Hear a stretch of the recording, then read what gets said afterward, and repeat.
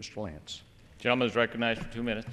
Thank you, Mr. Chairman. My thanks to Mr. Sessions, our ranking member, Mr. Backus, as well as the chairman and the gentleman from Colorado.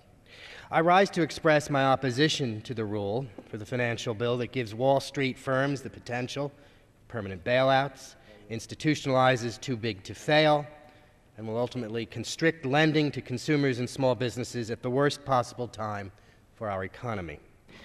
The underlying measure does not fully audit the Fed and does nothing to rein in housing giants Fannie Mae and Freddie Mac that have already cost U.S. taxpayers $145 billion and counting.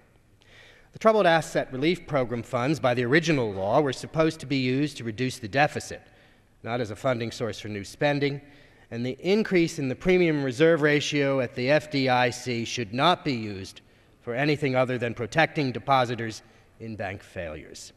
Yet the Democratic majority has chosen a fiscal path of more spending and more borrowing, this at a time when the federal debt is $13 trillion and rising rapidly.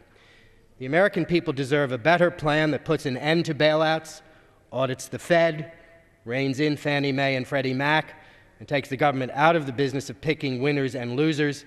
This bill fails on all of these accounts. I oppose the rule and the underlying bill, and I yield back the balance of my time. The gentleman from Colorado.